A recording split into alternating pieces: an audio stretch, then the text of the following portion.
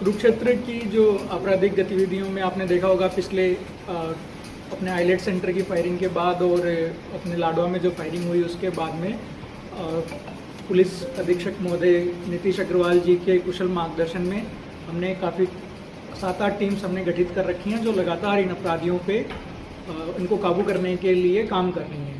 तो इसी एक टीम जो हमारी है इंस्पेक्टर मोहन जी के नेतृत्व में, उस टीम को एक बहुत बड़ी सफलता मिली है। इसमें इन्होंने 5 अपराधियों को गिरफ्तार किया है जिनके पास में 4 हमें पिस्टल बरामद हुई हैं और 4 उनके पास जिंदा राउंड जो हैं वो बरामद हुए हैं।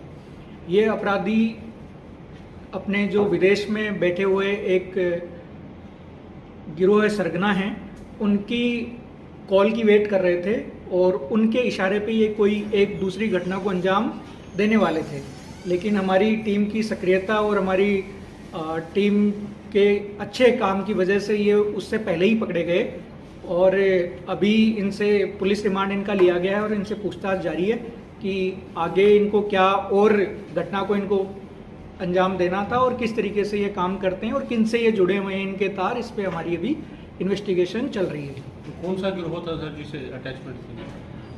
एक विदेश में बैठे हुए हैं, बहुत सारे हैं वैसे, लेकिन जिन्होंने हमारे आइलेट सेंटर पे जिनकी अपनी गोली चली थी उसमें उनका रोल आया है। तो हम अभी नाम उनका हम नहीं करना चाह रहे, बट एक बार अगर हमें पता चल गया कि भाई उनसे लिंक है तो फिर हम उनकी तरफ भी जाएंगे। यानी कि जो आइलेट सेंटर पे जो गोलीबारी हुई थी, जिनका एनकाउंटर हुआ, उनके सहयोगी रहे हैं सर?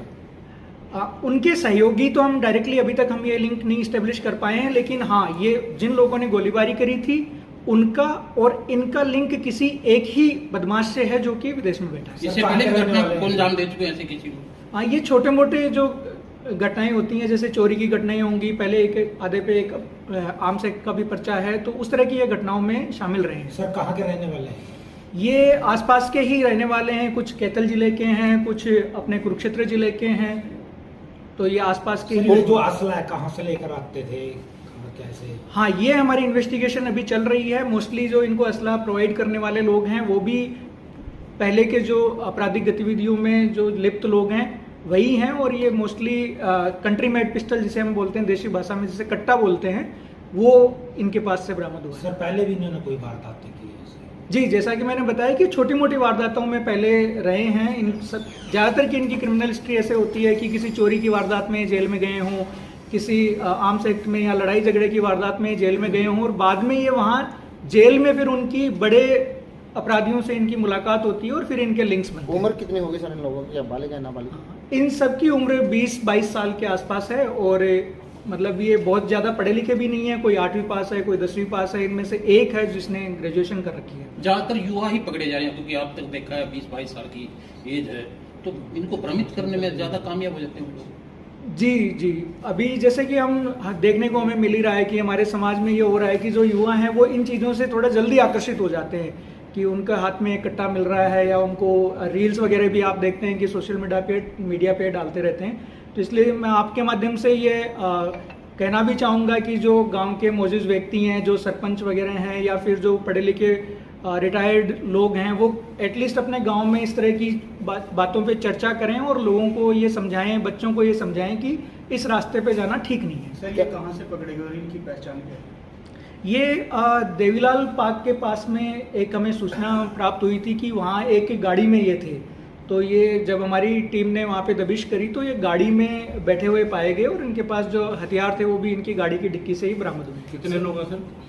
ये 5 लोग हैं, जिनमें एक का नाम है अभिषेक, एक गुरदीप, दीपक, विक्रम और मोहित। ये 5 लोग। गाड़ी की अपनी यानी कि चोरी की है? चोरी की तो अभी तक कोई इसमें बात सामने नहीं आई है, बट हाँ, हम गाड़ी के असली मालिक की कौन है और वो गाड़ी इनके पास तक कैसे पहुंची है, इसमें हम अभी इन्वेस्टिगेशन कर रहे हैं। बड़ी वारदात को अंजाम देना था। अब हम ये नहीं कह सकते कि वारदात बड़ी होने वाली थी या छोटी होने वाली थी, क्योंकि ये अभी उसकी प्रतीक्षा में थे। इनको कोई कॉल आता फिर ये उस पर रिएक्ट करते। कुरुक्षेत्र में से अब या तो वो कुरुक्षेत्र में हो सकती थी या आसपास के इलाके में, करनाल में, कुरुक्षेत्र में या मतलब यमुनानगर में आसपास ही कहीं हो सकती बच्चों थी। के माता पिता से कोई अपील रहेगी सर? जी बिल्कुल, मेरी बच्चों के माता पिता से और जैसे मैंने कहा कि जो समाज के मौजूद व्यक्ति हैं उनसे मेरी ये अपील है कि आप अपने बच्चों से बातचीत करें, उनको ये समझाएं कि ये रास्ता ठीक नहीं है। मतलब पढ़ाई लिखाई कर रहे हैं बच्चे तो वो उनके सोशल मीडिया को थोड़ा बहुत देखते रहें कि बच्चे किस तरह की चीज़ों को फॉलो कर रहे हैं, किस तरह के वीडियोज़ को वो देख रहे हैं, और उनको टाइम टाइम पे उनका मार्गदर्शन करते रहें कि भाई कौन सी चीज़ सही है, कौन सी चीज़ गलत है, किस तरफ बच्चों को नहीं जाना चाहिए।